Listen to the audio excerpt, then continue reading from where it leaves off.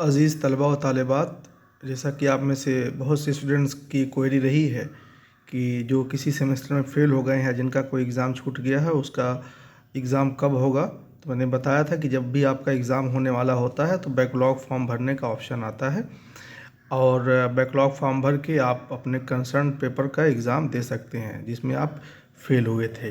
तो इसको कैसे भरेंगे आप?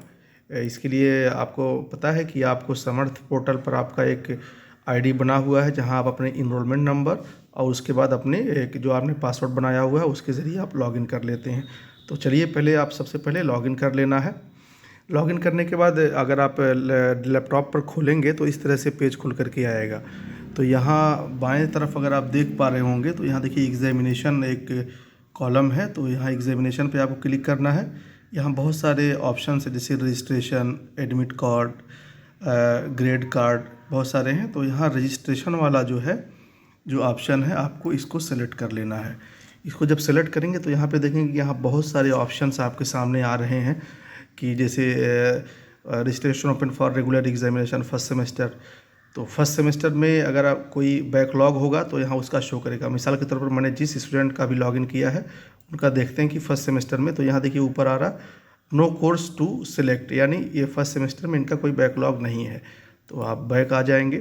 वैसे आप सबको पता है कि किस सेमेस्टर में आपका बैकलॉग है, यानी सेकंड सेमेस्टर में है, फर्स्ट में है। कुछ स्टूडेंट्स का फर्स्ट में भी हो सकता है, कुछ का सेकंड में हो सकता है।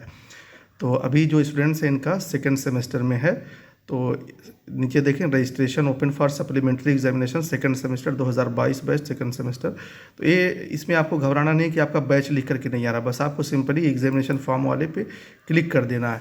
यहाँ जब आप क्लिक करेंगे तो यहाँ पर बहुत सारे ऑप्शंस आएंगे, जैसे आपका नाम, पूरा डिटेल यहाँ रहेगा, इनरोलमेंट नंबर और एड्रेस भी आपका यहाँ रहेगा। तो नीचे देखेंगे आप सेलेक्ट एग्जामिनेशन सेंटर सिटी, ये सिलेक्शन नहीं होगा, आपका जो स्टडी सेंटर है ना वहीं पे ही एग्ज़ाम होना है। ये ऑप्शन ऐसे ही दिया गया है आपको, तो उसके लिए परेशान नहीं होना। फिर नीचे देखेंगे select your PWD, person with disability अगर हैं तो कोई भी डिसेबिलिटी है तो उसको सेलेक्ट करेंगे, लेकिन अगर नहीं है तो नॉट अप्लीकेबल करेंगे। नॉट अप्लीकेबल जैसे करेंगे तो सारे ऑप्शंस खत्म हो जाएंगे। लेकिन नीचे आप देख पा रहे होंगे कि यहाँ पर किन किन पेपर्स में इनका बैकलॉग है। तो नीचे देखिए पेपर टाइटल है, पेपर कोड है, और इधर जो है सारा एक बॉक्स लगा हुआ है, यहाँ पर आपको सिलेक्ट कर लेना है। अभी हर एक पेपर को, जैसे हमने एक सिलेक्ट किया, दूसरा, तीसरा, तीनों पेपर हमने सेलेक्ट कर लिया और ये तीनों पेपर जो है सेकंड सेमेस्टर के हैं। सेलेक्ट करने के बाद आप सबमिट का जो ऑप्शन है नीचे, यहाँ पे आप क्लिक करेंगे और इस तरीके से आपका रजिस्ट्रेशन हो जाएगा। रजिस्ट्रेशन मतलब बैकलॉग का रजिस्ट्रेशन हो गया। लेकिन मैंने बताया था कि बैकलॉग फॉर्म यूनिवर्सिटी तो भरवाती है, लेकिन उसका आपको कुछ फ़ी भी पे करना होता है। जो रेगुलर एग्ज़ाम आपके होते हैं उसके लिए कोई फ़ी नहीं लगती है, लेकिन अगर आप बैकलॉग फॉर्म भरेंगे तो उसकी फ़ी भी देनी होगी।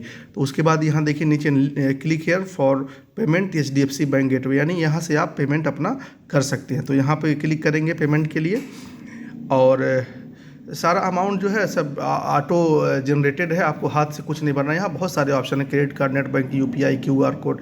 तो QR कोड वाला ऑप्शन अच्छा है, तो QR कोड को यहाँ सेलेक्ट करिए और भीम UPI का करिए। उसके बाद मेक पेमेंट यहाँ से करेंगे आप, तो अभी एक QR कोड आएगा, इस QR कोड को स्कैन करिए और पेमेंट को सक्सेसफुल होने दीजिए। जब पेमेंट सक्सेसफुल होगा तो वहाँ एक रसीद जनरेट हो जाएगी, उसका प्रिंट आउट लेकर के अपने पास रख ले। और जो अप्रैल में जो एग्ज़ाम होने वाला है उसके साथ आपका चौथे सेमेस्टर का भी एग्ज़ाम होगा और तीसरे सेमेस्टर का भी होगा, और जो भी आप जिस पेपर का बैकलॉग फॉर्म भरेंगे उसका भी एग्ज़ाम साथ में हो जाएगा। मेरा ख्याल है कि इस वीडियो के ज़रिए जिन स्टूडेंट्स का किसी भी पेपर में बैकलॉग है अपना बैकलॉग फॉर्म आराम से भर लेंगे। अगर किसी भी तरह की कोई दिक्कत है तो आप लोग टाइम से आइए कॉलेज में, हम यहाँ हेल्प करने के लिए तैयार हैं। फ़ोन पर बातें नहीं हो सकती क्योंकि बहुत सारी जिम्मेदारियाँ होती हैं, कॉलेज की जिम्मेदारी है, घर पे आदमी रहता है। आप में से ज़्यादातर लोग फ़ोन पे ही सारी चीज़ों के बारे में मालूम करते हैं। ये मेरी जवाबदेही नहीं है, फ़ोन पर बात करने के लिए मैं रिस्पॉन्सिबल नहीं हूँ और फ़ोन पर मुनासिब भी नहीं कि आप फ़ोन पर सारी मालूमात लें। आप आइए, मिलिए,